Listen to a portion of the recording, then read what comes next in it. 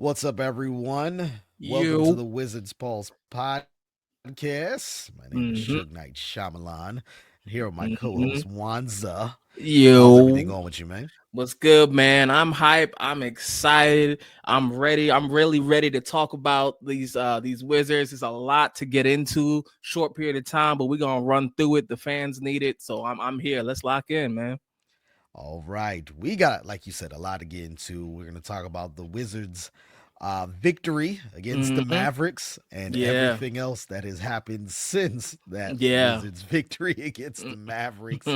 But before we get into that, just want to remind everyone to like and subscribe to the All that. podcast where podcasts are available.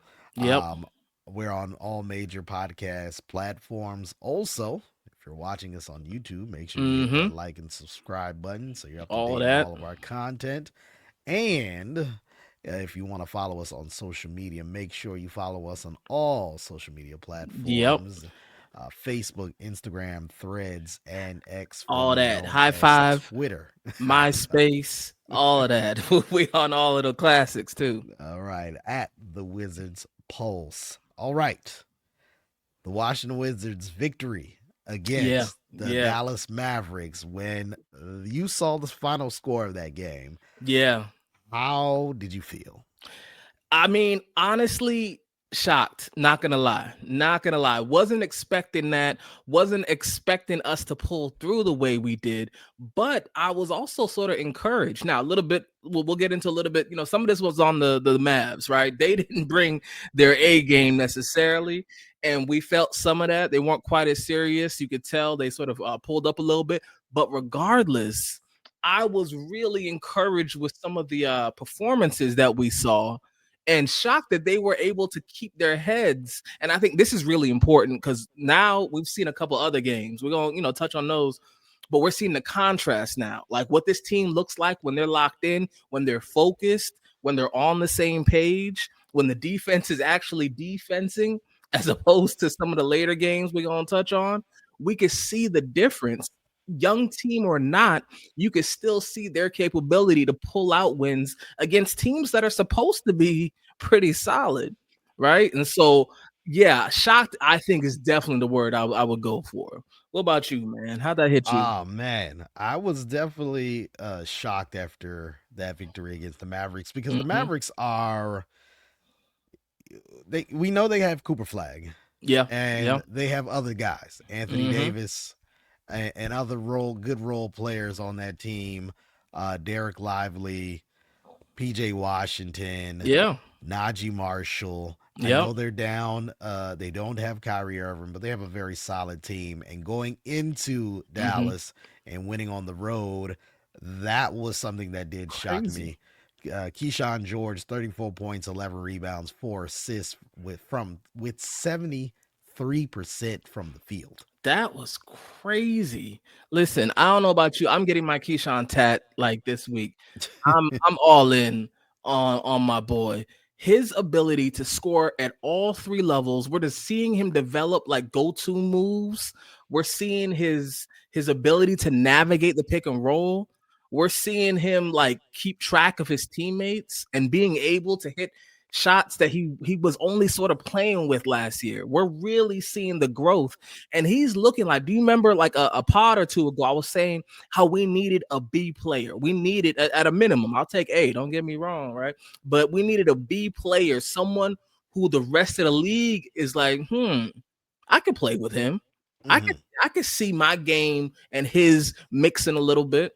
This is what it's looking like. Maybe Keyshawn's that guy, man. If he is, I'm hyped because the future is bright if he's going to continue to keep up this level of growth and play. Yep. 17 points added off the bench by Trey Johnson, our hmm first round pick this Yes, year. yes. Alex Sarr with 14, 9, and 5. Marvin Bagley with 10 points off the bench. hmm And it was a very, I would say, happy night for me as a Washington Wizards fan, Yeah, especially going up against the number one overall pick, Cooper Flag. yeah. So that was something that was exciting for me. Now, after that game, hmm we It's we co- have we have yeah. the next game against Charlotte, which Yeah. I'm following the game and I'm like, man, Oh this my we gosh. it looks like we're gonna be playing pretty well in Yeah, this yeah. game. We're looking good. Mm-hmm. Mm-hmm. We even have the lead, and then the second half happened, It's crazy. and I LaMelo Ball happened.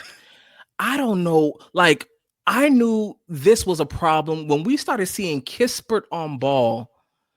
That was an issue from the jump, right? We all know how dangerous LaMelo Ball is and what he can do. He had his way with us. Like, it felt like nothing could be done to stop this guy. Well, was it I need to look it up. Was it a triple double, Jeremy? I feel Yes, like it was. 38 points, Yeah. 13 rebounds, 13 assists. Listen, he's nice, but come on, bro.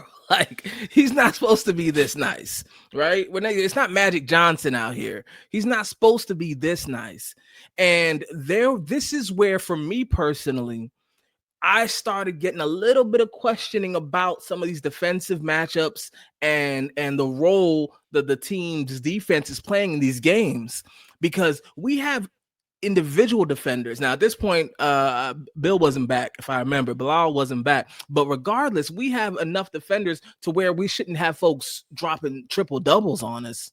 You know what I'm saying? You put Kispert as your point of attack defender. What's gonna happen?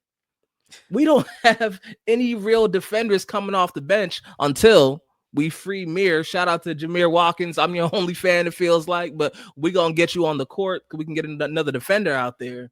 But regardless, man, it was embarrassing. It's like a whole different, it was night and day from the Mavs game. Night and day. What happened? I'm not fully sure. I'm not gonna lie to you. And I'm glad you brought that up about the defense. We actually got a comment from the last episode on YouTube by Eccentric Knight, and he said, "You guys spoke on team defense, but you didn't break down the issues as to why. Part of it Mm-hmm. is coaching. Keeps Mm-hmm. Keeps rotation. You can't Mm-hmm. expect a lineup of Kispert, Trey Johnson, and CJ McCollum, Bro. Cam, or an aging Middleton to be a competitive defensive lineup." And I'm like, you know No. what? That is very true. It's true. We're asking too much for a lineup, a rotation like that to actually defend. He Mm-hmm. also added that coach has to simply put out a better defensive lineup. Something along Facts. the lines of Trey or Bilal when Bilal, or at that point, before Bilal came. He also mentioned that Bud will grow. So Bilal, Keyshawn, Mm-hmm. Middleton, Sar, Bilal can help cover Trey at the two, and CJ can help stabilize the second unit. That should help them get off to better starts on both Mm. ends of the floor. So that is Mm. a comment on YouTube from Yeah. Eccentric Knight, and Appreciate that. that is definitely something that after reading that and then seeing that game Yeah. Yeah. made me think about that. Bro. Maybe our defense really is bad, Mm-hmm. and it could just be bad because we just have bad personnel, man. Mm-hmm. Like, Mm-hmm. But I think there are levels to it though, right? Because listen, we have a young team. Young teams are not good defenders typically. Okay, that's cool. We don't got a lot of good defenders coming off the bench. Okay, understandable. But that doesn't mean that you can't play better team defense. If people are locked in terms of the schemes and rotations, you're gonna show up better than how they've shown up. Now, we're not talking about you're gonna be winning every game because you just don't got the personnel, but you could show up better than this. That's really what's frustrating to watch. And as we've seen sort of become more and more of a theme, it's like y'all aren't even really showing up. Like, there's potential defenders. I think Trey has some defender in him. Like, I've seen some potential that he could really grow into that. We got good enough players to show up, and yet they're not showing up. And that's something that needs to be talked about, because to me, that starts to point to motivation. That starts to point then to coaching, and that starts to point to lack of discipline. And all of those are connected. yep. Also, to add on from the Charlotte Hornets, 22 points from Miles Bridges, 20 Mm-hmm. points from Colin Sexton, 20 points from rookie Con Knipple. Conker nipple, dog. No, Out here no, looking like Reggie Miller. and geez, what's the I'm having a mental Mm-hmm. It's blank all right here. good. What's the second overall pick from 2 years ago behind Wemby that plays for the Hornets?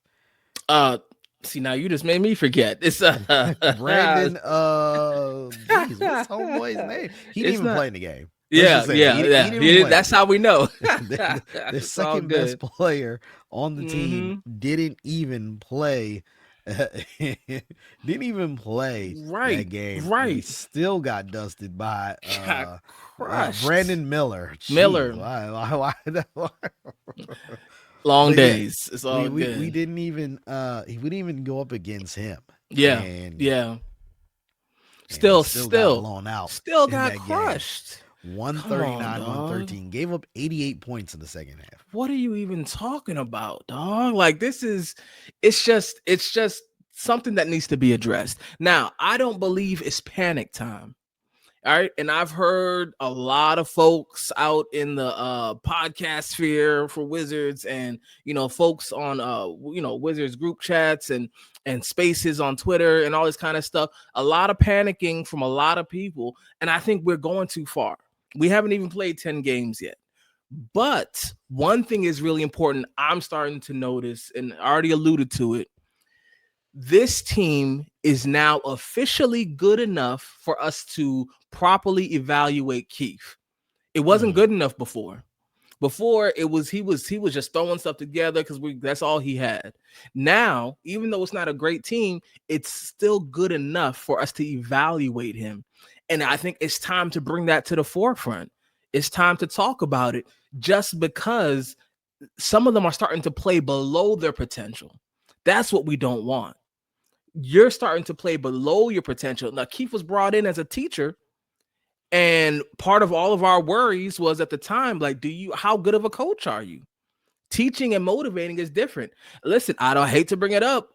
Wes Unseld Jr., awesome teacher, awesome assistant coach, complete embarrassment as a head coach. He was not built for it. And I'm not putting Keith in that category yet. It's not time to panic yet. I don't believe that. It's time to be curious. That's all I'm saying. I'm now Man. officially curious and a little concerned about some stuff I'm seeing. Yeah, so the Wizards end up losing that game 139, Yeah. 113. Now Crushed.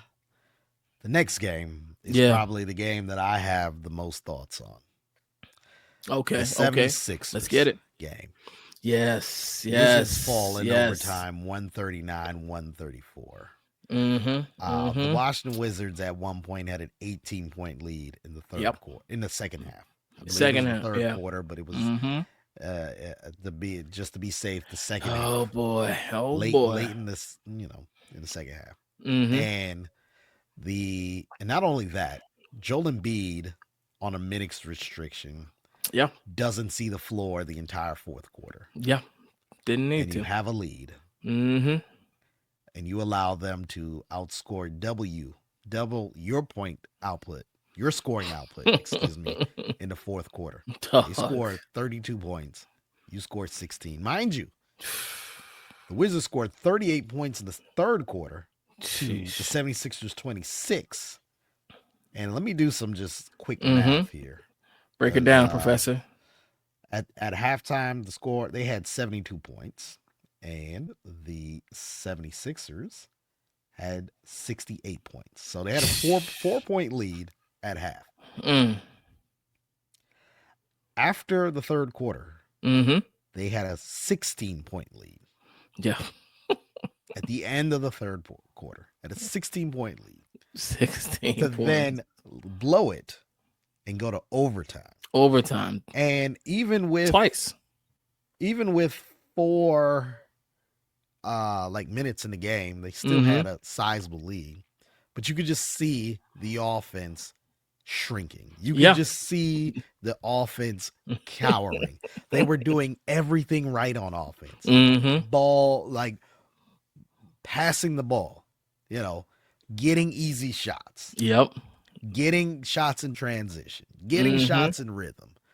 And then when it was time to close the game, everyone got tight. And you know what really frustrated me about everyone getting tight? I expect that from Trey Johnson in his third NBA game. I Mm-hmm. expect that from Keyshawn George in his second season, Season. where, Yep. okay, you might have these nights. I Right. expect this from Alex Sarr, who is still a young center trying to figure things Yep. out. Figure it out. What what really annoyed me with that game Talk about it. was the vets CJ McCollum and Yes. Chris Middleton were shrinking too. Oh my gosh, bro. It was I don't understand it. They looked like rookies to me. Like they looked confused. Like, CJ, what are you doing? My personal theory is he maybe feels like he has a little more license to do what he feels like because it doesn't matter because the team's gonna lose. That's my guess. And so he's out here just like, it don't matter. I'm gonna just put up random shots. That's the only theory I have. It's either that or he forgot how to play basketball because the way that he is playing is hurting the team. He is not offering anything on the court of like real substance in that game, especially. And then you got Middleton, like, bro, you got a whole ring with like, you know how to do this. No one's asking you for 20 and 10 every night, but you can't be looking crazy. Like Keyshawn looked better overall, like more composed, I thought, than they did. Took better shots than CJ. What's happening, bro? I don't get it. Yeah, it was so frustrating. And then Mm-hmm. knowing that, okay, Tyrese Maxey, I think he scored 35 points, but the Wizards It's a played well beast. against VJ Edgecombe. Like this was Mm-hmm. the game where you're like, okay, VJ's Yeah. looking like a rookie. And Yeah. and the crazy thing is, I think he had 2 4-point plays Yeah. in the game, but it Randomly. was like Yeah. outside of those plays, he didn't do Nothing. much, like Mm-hmm. Mm-hmm. offensively. And what frustrated me was you had a guy Bona, who I don't even know his first name, but Yeah. with It's new to me. all the energy in the He world, was a and monster. and when he started blocking shots, Mm-hmm. everyone got scared. No Mm-hmm. one wanted to go into the paint. Mind you, Yep. the Wizards were in the bonus, Yeah. and I'm just like, well, what are y'all doing? But they were so scared of him, Mm. and then they were just got real tight at the end, Yeah. and then and I don't even think it was something that Keefe could have done Mm. because Mm-hmm. it was. I mean, when the 76ers went on a run, he called timeouts. Yeah. You know, Yeah. Yep. the plays were drawn up, but none of them look awful.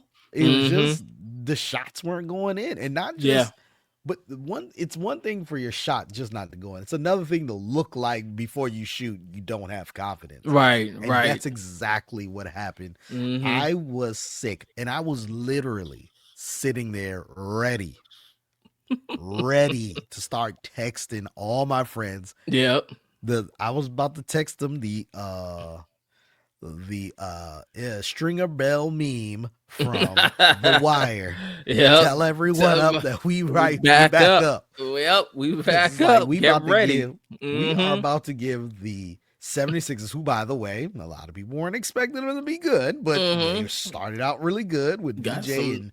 and Tyrese Maxey, Yep. and they were undefeated, and it was just a Mm-hmm. foregone conclusion that they were just coming to DC to get a victory. Right. And Right. we have up by 16 at the end of the third quarter, Oh man. and you blow that game. And that got me frustrated, and Yeah. and specifically CJ McCollum and Chris Middleton, What are who you were supposed to doing? be the vets to show them what to do, Yeah. they were the ones who cowered the most. Don't get it. I don't get it. You're not new to this. So why are you acting like this? And here's the thing. Now I'm gonna be measured in this because I don't think I've heard a lot of calls for benching them. I'm not with that yet for one specific reason. We know what this season's about, and we need whatever it is they're gonna bring back. Now I still believe. Oh, I did. Well, we'll see. We'll see. I think CJ can really get us back something real substantial, especially in this 2026 draft. But he has to show up, and we got to give him a chance to play out of this. We have to. Otherwise, what was the point? You know what I'm saying? Like, we got to be able to get something back. So I don't believe in benching them just yet.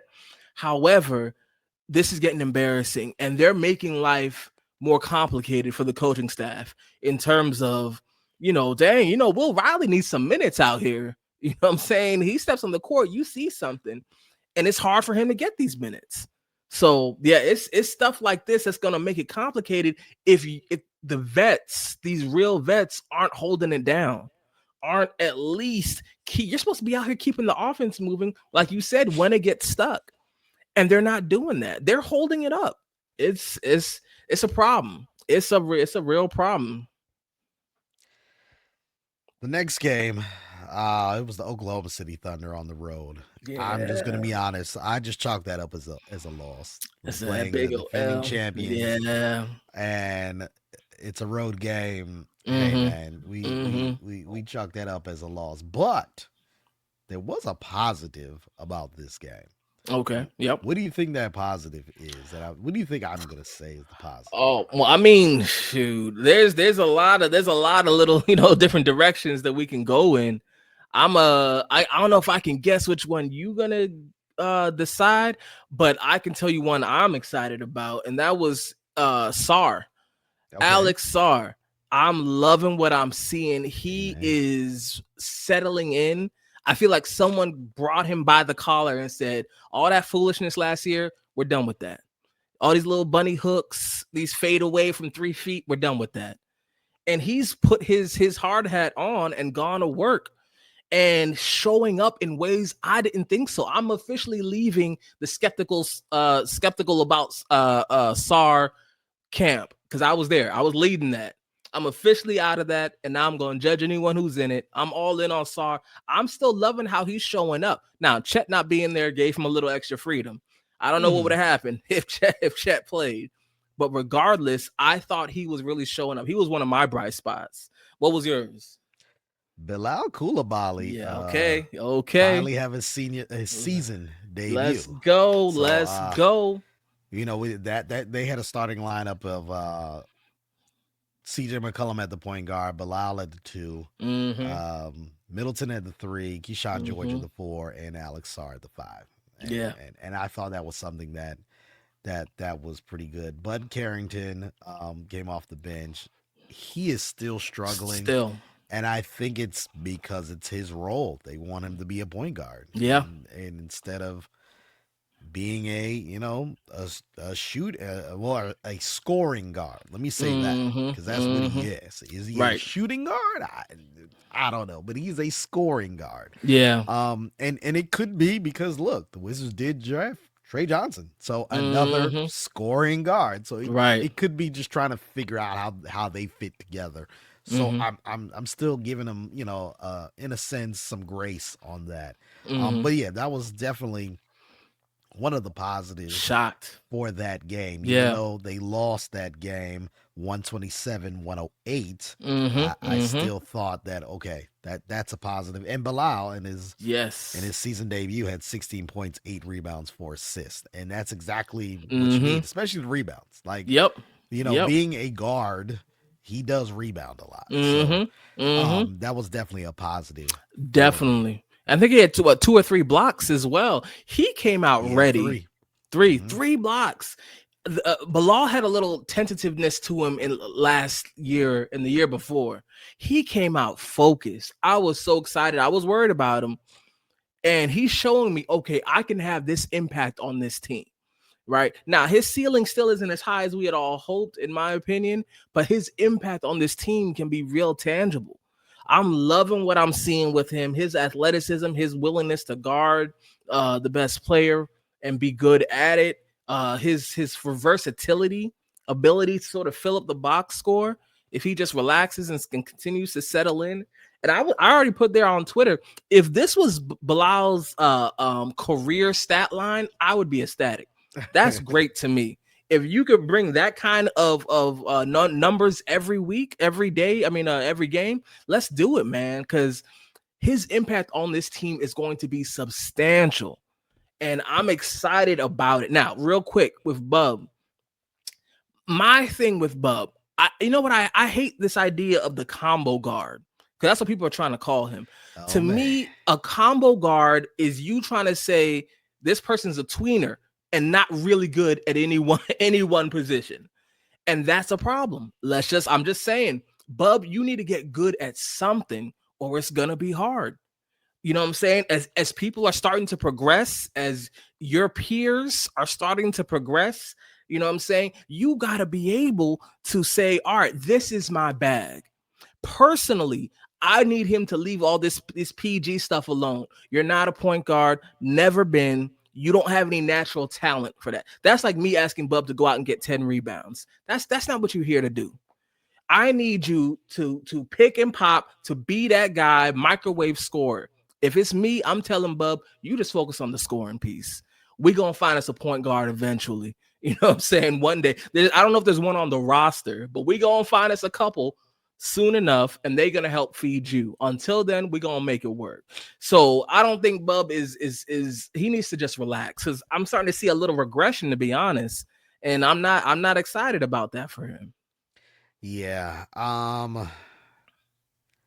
Group of friends of we tend to have this conversation about the combo guard. Mm. And I feel like, you know what? I don't know which came first. It's kind of like the chicken and the egg. I don't know Mm-hmm. if the term combo guard was supposed to be guys who are good at both and they can literally do both. Mm-hmm. But it seems like right now the combo guard is what you said. The the, Yeah. the guy we can't really put him We in don't know where either. to put So you. Mm-hmm. we're just, here you are, combo guard. And Mm-hmm. yeah, I just think that's the unfortunate position that Bilal, I'm not, excuse me, Bud But Carrington is mm-hmm. in. Now uh the game against the Orlando Magic that was on Mm-hmm. Saturday night. Oh boy. The Magic won 125-94, and man, Paolo Tough. Banchero had an evening. Yeah. 28 points, 11 rebounds, 4 assists. Mm-hmm. It was the 11 rebounds that got me because Paulo is not a very good rebounder. Right. So Yeah. I was like, yeah, we He let him get turned up. 11, and Franz Wagner, 25 points, 6 rebounds, 6 assists, 3 steals. Wendell Carter Jr., 16 and 12. Mm. And Goga Batadze off the bench with 15 points for the Washington Wizards. Mm-hmm. Leading scorer was Keyshawn George with 17 points, followed by Alex Sarr with a 10 and 8. Bilal with 10, McCullum with 13, 5 rebounds, 1 assist, and Chris Middleton with 6 points to wrap up the starting lineup. The leading Yeah. scorer off the bench was Cam Whitmore with 8, and he got those 8, I believe, in the first quarter. Yeah, yeah, because he was supposed to have a big night and did not. that was it. He sprinted out there and stopped immediately. Man, it's so many little thoughts. Obviously, I'm still loving what Keyshawn is doing. These fouls are interesting.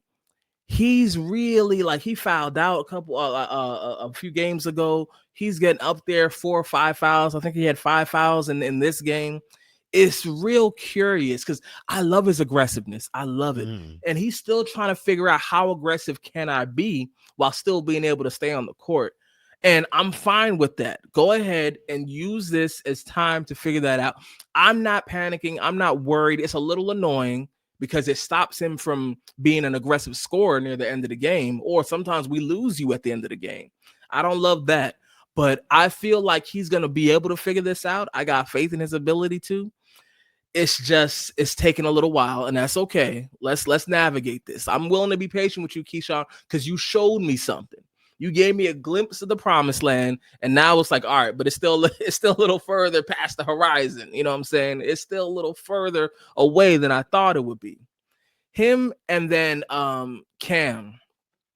Cam's game is so interesting to me. By interesting, I mean annoying. That's really what I'm trying to say. I really like Cam and I have faith in him. What's confusing to me is he's starting to give off immature vibes, and his game is starting to give off immature vibes. Mm. How he's starting to show up with refs and complaints. There was a little bit we saw him and Keefe had less real public kind of disagreement. He wasn't loving being in the huddle. And this idea of when he touches the ball, No one else exists. I don't know if those who are going to watch this on YouTube are probably going to notice that I've been looking away at the camera. I've Mm, been trying to find the stat for Cam Whitmore and his yeah. passing because I saw it this week and I Hmm. said this is abysmal. Like Yeah.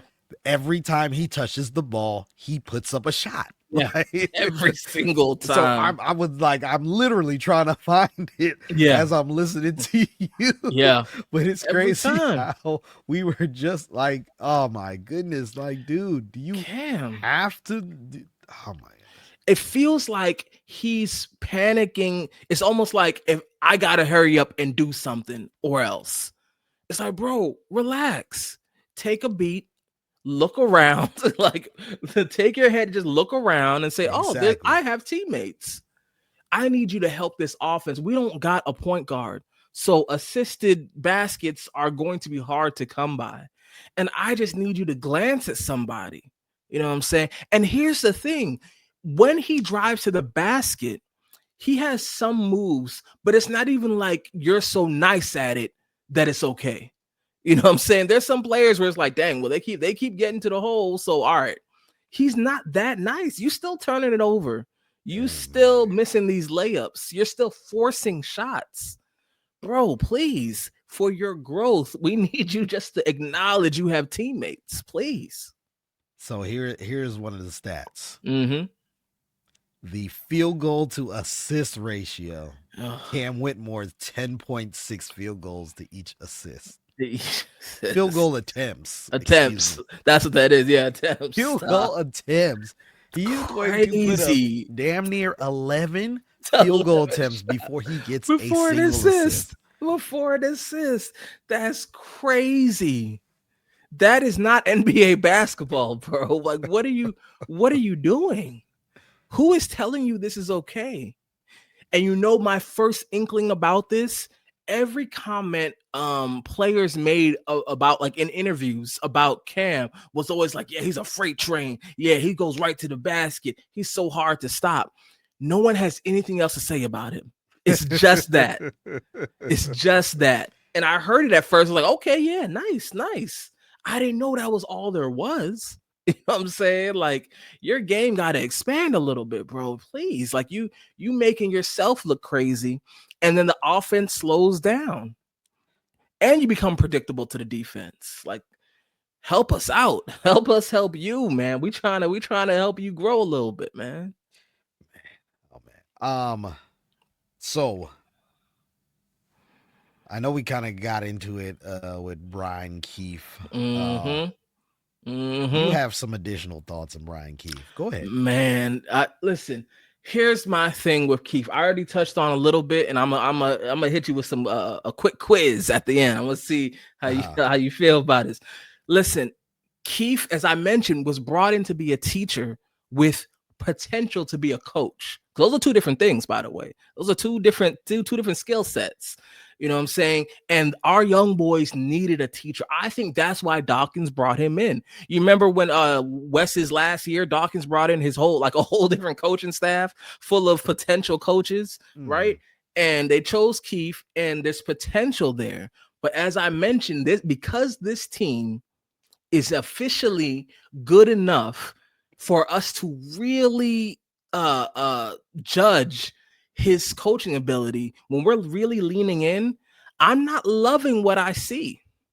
I'm really not loving it. I'm not out on him yet because this is his first semi decent team. However, I'm starting to lean a little bit because I'm not seeing you coalesce this team around leadership. I'm not seeing you hold people accountable. I'm not seeing, like, the fire that I need for folks to get in line and be like, hey, if I don't do this, I may get benched. That's why I was so excited when Dawkins came in saying this year's all about competition. I love that because I didn't like last year. It felt real. There was a real entitlement. Like, all right, well, we all know we bad, so I'm a rookie, so I'm gonna just play a whole lot of minutes. They never gonna bench me. I Mm. don't think that's the best way to grow, for real. And so now we're talking about competition. I'm excited about that, but I'm not sure if he's the guy. I'm hoping he is. That would make our lives easier, but I'm not sure if he's the guy for real. So now a few for our loyal listeners out there, shout out to all 2 or 3 of you, you know what I'm saying? A few pods ago, I mentioned, just give me like 30 more seconds. I mentioned a coach that I think would really be my dream pick. And I also mentioned that it's a little bit out the box. So here's what I'm gonna do. I'm gonna read you just this coach's general like coaching playing stats, and I want you to see, Jeremy, if you can guess Okay. who this is. All right, just general stuff. Keep in mind, I'm gonna give you just a hint. This is slightly out the box. All right. Okay. So this is one Hall of Famer. Let's just put that out there. Hall of Famer, point guard. Hall of Famer, Naismith Hall of Fame, point guard. Played for a minute, played overseas a little bit, coached as an assistant coach with Pop for 7 years. 7 years was on the bench with Pop, right? Has all of that sort of like, just built in all that Popovich sort of wisdom. Pop loves them, like really just a big fan. That's been talked about for years and years. Widely regarded as one of the best in terms of their position. Also, as a player, won 3 championships. As a head coach, won 3 championships. Right? As a head coach, won 3 championships. I think it's an out of the box pick. I think this would be a great pick for the Wizards. Do you have any guess at all? So they've won 3 championships as a head coach? Is that what That's you said? correct. Yep. Okay. 3 championships as a head coach. Mm-hmm. Man, that's and they coached under Popovich? Yeah, as an assistant. I'm trying 7 to think. years. This is not an Okay, I easy. know Steve, it's not Steve Kerr because Mm-hmm. I mean he has more than 3. So Unfortunately. it's not him. I'm trying to think who else has 3 champ. Why am I having? Hold on. Don't beat yourself up, man. Trust me. Wait. 3 championships as a coach. I'm gonna give you one hint. This is where it's gonna have to shift your mindset. The most recent championship just happened this year. Their most recent championship just happened. Well, who's on the Thunder staff that I don't know? It's not the Thunder, bro. Hold on, they just Out the box. Say that again. I want to hear all the. Give me the exact same clues. All right, I'm gonna give it to you one more time. Uh-huh. And if anyone else out there is guessing, we expect y'all to put your stuff in the chat. This is a Naismith Hall of Famer. Okay. Point guard. Uh-huh. Played for more than a decade. Uh-huh. Right? Including overseas. I'm counting that. They played overseas. Including overseas. Uh-huh. Right? Played for more than a decade. 7 years as an assistant coach under Greg Popovich. Okay. As a player, won multiple championships. Okay. As a coach, won 3 championships. They were a head coach. Is that what you said? Head coach. Just one. Out the box. Okay, because you're telling me out the box. No, it's not that guy. Man, I'm really I really try to answer these trivia questions. I see you putting in work. Google it. Yeah, but you're gonna have to give me the answer because I am stumped. Here's what it is. Who I believe next year, preferably, should be the next coach of your Washington Wizards. Becky Hammon. Oh, wow. Becky Hammon. And it sounds like I'm just trolling and I'm dead serious. Becky Hammon. the head coach of the Las Vegas Aces won 3 out of has been their coach for 4 years, Uh-huh. won 3 championships, including coach of the year, and Mm-hmm. all of that, has gotten elite tutelage from as I mentioned, Greg Popovich. I think might still lead the WNBA in assists. Won multiple championships both here and in Russia, if I believe, as well. Uh-huh. Widely regarded as a great player, Hall of Fame player, and it's time. I think she has all the skill in the world. I wanted her before she went to the Aces. Listen, I'll go back and find the tweets. I wanted her before she went to WNBA. There were some rumors that the Knicks maybe not was considering her a little bit because she was hot for a Yeah. quick second. No one Especially liked her. after, especially leading the Spurs to the Summer League championship. Right. And yes, it's Summer League, but it did show It that shows something. she can coach men. Like that was the one thing. She Yeah. can coach men, and they were able to, listen and end up winning as Yeah. the head coach. Yep. I'm telling you, there's only one reason she didn't get a job. Right? It's just because she's a woman. That's it. That is it. You know what I'm saying? And so all I'm saying is if we're looking for talent, if she was a man, she would be commanding the highest salaries in the league right now. People would be begging. She casually went into the WNBA because she knew that was always going to be there. Stepped into there, boom, championship, boom, championship, boom, championship, coach of the year. This lady knows how to coach. She knows how to put stuff together. Now, I don't know if she's the I'm going to take your team from nothing to something. I haven't seen that necessarily because the Aces had a little bit of a squad when she got there, even though they were expansion. But regardless, she's proven she knows X's and O's as good as anybody, and is a motivator as good as anybody. Now, I know there was some like stories about I think she was really like mean or rude to a player who was pregnant, Yeah, telling them they had to De'Erica come in and Hamby and yeah. yeah. And all right, I don't know what happened there. I'm gonna just go ahead and guess that won't be an issue if she comes to the NBA. All right, let's just assume that's not gonna be a thing, right? We can put pregnancy aside for a second. Go ahead and be mean to these boys because they need it. I'm dead serious, and I'm gonna continue to just preach this sermon. Becky Hammon needs to come to the NBA, and specifically the Wizards. This is the best time to do it. Start having conversations with her. We're going to pay her a little bit, but I think her talent's undeniable. Now, let me know. Am I crazy? You gotta keep it real with me, Jeremy. Am I crazy? I mean, for look, this? she definitely has had success with men, men Mm-hmm. players. She's had it. I don't care Yep. that it was summer league. The fact that the San Antonio Spurs even trusted her to be the summer league head coach when it could have been Yep. any of their other assistants that they're trying to groom. Mm-hmm. That shows that she's at least good at that. And then obviously they have a dynasty now in Mm-hmm. Vegas with the Aces. Look, man, at this point, I have not seen 50 wins from the Wizards in my lifetime.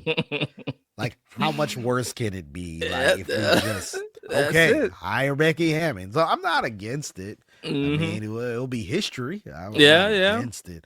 But yeah, man, that was some great trivia. I was Yeah. not. And you It was a said tough think out the one. box, but I just Yeah. was not thinking that far out of the box. Mm-hmm. Mm-hmm. Um, It was a tough one, I know. some other things that happened in the NBA, but can be related to the Washington Wizards. All right. Ja Morant Oh was boy. suspended for a game for conduct detrimental to the team Ja. after he made some comments, and I'm going to paraphrase because I don't have the quote right here, Mm-hmm. but after being asked by the media after the game against the Lakers about, how come this and that didn't happen, and his response was, well, go ask the It's the coaches. coaches. And they're like, well, Here we go. then they even asked, and I gotta commend whoever asked the question and said, okay, outside of what the coaches did, of the things that you can control. I love that Yeah. question because it's like, Stick, okay, I stuck it to understand you him. want, but of the things that you can control, Right. what was really affecting you out there? And he said, hey man, well, you still got to ask the coaches because they're the ones that are upset with, they telling me that they upset with me. So he says that, and they of course suspend him for conduct detrimental to the team. And Crazy. I've always, let me not use the word always, but at least the last 2 years have said, Mm-hmm. I think the Ja experiment, and maybe experiment is rough, but Mm. let me not say experiment. I'm gonna say the Ja Experience. experience. There you Mm-hmm. go. Mm-hmm. It's run its course. Mm-hmm. I don't think it's getting any better. Mm-hmm. 2022, that playoffs when they got to the Western Conference semis against the Golden State Warriors, that was the Mm. peak of the Mm-hmm. Ja experience. It ain't getting any better. That's it. And it's twofold. He's a small guard Mm-hmm. who relies on his athleticism. So we know Mm-hmm. as you age, the athleticism dwindles. Yep.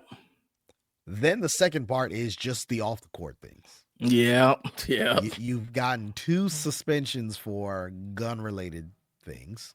Mm-hmm. Um, you've been injured also, but even off the court, you had the situation with the lasers pointed at the Pacers Oh team, yeah. The coach, insinuating that you yeah. had a firearm Mm-hmm. with you. You had the situation at the shoe store in the mall with your mom, Threatening people. Yep. and then the situation with the lawsuit with the teenage boy at your house playing basketball. And Yeah. look, I'm not saying that he was guilty of the situation with the teenager or him and his mom are guilty of the Mm-hmm. situation at the shoe store. But that's just a lot of things going on. And Mm-hmm. I think Memphis, if I'm part of the front office, I'm like, hey man, let's see what we can get out of this because it ain't getting any better.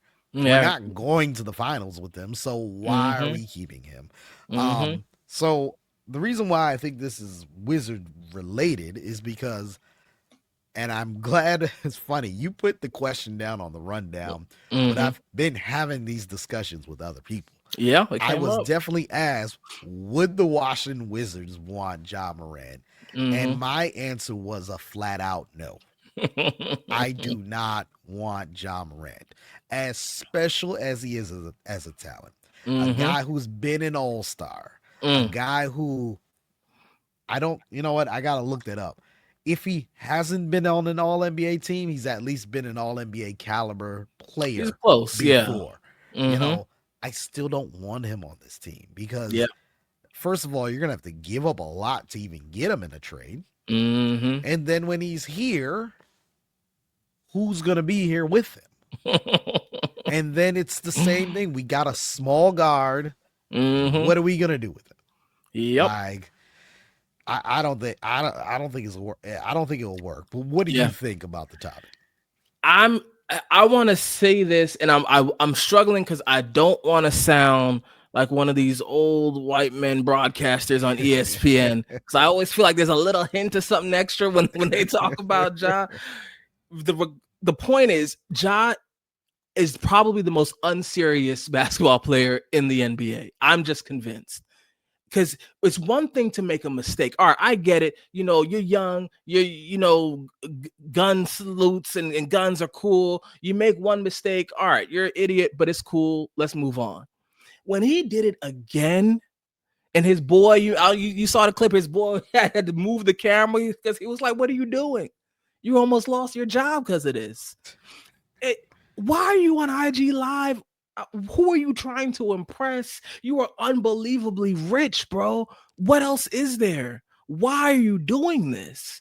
And then all of that, I think some of the attention he got prior to that, it feels like it went to his head. That's what it feels like to me. Because as his star got brighter, I think his game started to dim. You know what I'm saying? That's what it felt like from my perspective, where he's now getting distracted by all kinds of stuff. There's all kinds of entitlement, and he's being a jerk to people. I think my personal theory is he didn't get suspended for conduct detrimental to the team because of those comments. I think it was something legitimately detrimental he did, and probably that's going to come out in a couple weeks. So I don't know. Maybe Pablo Torre is going to have a something on it. I don't know. I think it's something much worse that's going to come out. And when the public gets light of that, there's going to be a push for him to get out. I think definitely Memphis, if they're smart, they're looking for him to go somewhere. Should he go to the Wizards? Literally, I would pay for him not to. Like, under no circumstances, he would be, in my opinion, a top 10 worst player that we could have on this team right now. One, for off the court reasons. Shout out to Gil, my favorite Wizard of all time, a complete knucklehead. Hope doesn't stop you from coming on, Gil. Feel free. You know what I'm saying? But a complete knucklehead. Everyone knows it. An embarrassment off the court. And we see how that legacy still lives on. We do not need another quote unquote face of our franchise being so wildly immature that players have to fight to like look up to someone else. You know what I'm saying? Like, it can't happen. And then on the court, it's starting to get suspect. Like you said, Jeremy, small guard, starting with a legitimate injury history now. Your game is real suspect. Defense is real suspect. My personal pet peeve is when high flyers only jump high on offense. I never seen them jump high on defense. Why are you if you got a 40-inch vertical close to it, why aren't you getting more blocks? You know what I'm saying? It's always a little bunny hop. Oh, well, just let them run by me. You know what I'm saying? That Harden just blow by real quick. Absolutely not. He's a bad role model. He's starting to dip as a player. I will be hyped about him going somewhere else. I think that would be interesting. You know what I'm saying? There's some cool players, cool teams I feel like he could fit with. But you're right in terms of what we would have to trade. Because what you're talking about, that trade starts with Bilal. It Starts with That's Bilal. where the trade starts. I mean, the way things are going right now, I think Memphis is asking for Keyshawn George. Wouldn't surprise me. Start. Yep, wouldn't surprise me. Yep. And then asking, well, what else can we fill What in else? to make this slide? 2 to 3 young boys, a couple of picks for what? Absolutely not. We're not at the point where we just need one more piece. We're not there yet. Soon, hopefully, but we're not there yet. I am out on the Ja Morant train. No, thank you. Don't want any parts of that. Let him go somewhere where I can laugh. Like, send him to LA. Send him like either one, really. Either one of the LA teams would be amusing for me personally. You know what I'm saying? Send him to somewhere he can cause chaos and I can laugh. Please don't come to DC. We can't afford that. No. Oh man. Before we wrap up this episode, Yes, it's sir. funny how our episode 2, we just spoke about the Bucks because that was the first game, and we literally recorded the night of the first game of the season. And we've had now Mavericks, Hornets, 76ers, Thunder, and Magic. So we've had 5 games. Yeah. But a lot has happened in the NBA since then. Whole lot. After the first 2 nights, so after that night of the Wizards Bucks game, the NBA got themselves into a little scandal. Oh boy. The FBI has been investigating several people. Terry Rozier, who we knew that was going on, that they were investigating him. He was indicted on he was arrested for fixing games. What it is. Yep. Damon Jones, an assistant coach in the league, arrested for fixing games and gambling on games, and in a sense using insider trading, insider knowledge about injury reports before everyone else knew, to then pass the bet on or even place a bet himself. And then the head coach of the Trailblazers, Chauncey Billups, who, unrelated to the actual NBA games, was part of a poker scandal He was doing some James Bond type stuff over with there, dog. What? yeah, what's alleged is that him and the Italian mafia That was the mafia. were fixing card games by What? using X-ray tables and Special contacts. special contacts What is and audio happening? devices Right. to fix the game. And it's I didn't read the entire indictment, so I won't speak about some of the other things. But the main thing that's being alleged is that Chauncey might have been the, I guess, in a sense, front man to to get guys to come to this poker game. Mm-hmm. So it's not Yeah. looking good. It's Not not. looking good for either all three of them. And but real quick before we get out of here, do you think it's the situation is going to get worse for the NBA? It absolutely is going to get worse. And you missed one person who's in real trouble. Adam Silver, right? We are tired of you terrorizing us, specifically in DC, and now the truth is coming out. I am telling you, this is a problem. Now, I'm not saying he was out here gambling. I'm assuming not. I don't know him, maybe. But what I'm saying, this is happening under his watch. And you decided to sell your soul for patches on the jersey, to sell your soul for random advertisements on the court, to sell your soul to Middle Eastern folks with questionable pasts. You decided to push betting along with ESPN to dive all the way in, because this was the future. And the people with just any kind of common sense said, I don't know. That's a tough thing to just rush into like this. Betting has a lot of dangerous, trap doors to it. This was a given. Of course, this was gonna happen. And now, every time a player misses a big basket, someone's gonna be like, were you trying to hit the under on that? Like, what's happening with this random injury? Dang, Embiid, you out again? That's interesting. Like, these are the conversations people are gonna have because you did not do a good enough job after Tim Donahue. Donahue. After Donahue, years and years ago, you should have said to yourself, it wasn't Silver then, but regardless, someone should have been like, we are going to stamp this out so much no one will ever question the actual whether or not our game has any credibility. Now people are going to be questioning left and right, and this is going to hurt the NBA. Wait until a legit star gets caught up. Right? These are smaller guys, you know what I'm saying? Chauncey's a head coach, that's a big deal. Wait until an all-star gets caught up. It's gonna be a problem. So we'll see. I'm disappointed in all of them. It's amusing and fun for us to talk about, but I'm not happy about for sure. Man, oh man. Well, before we wrap up out of here, just want to make sure if you're watching on YouTube, make sure you like and subscribe to the YouTube channel so you're up to date. Like the episode, like the page, subscribe to the YouTube channel so you're up to date on all of our content. Also, make sure you follow us on all social media platforms at the Wizards Pulse. And make sure if you want to listen to the audio, subscribe on all major podcast platforms.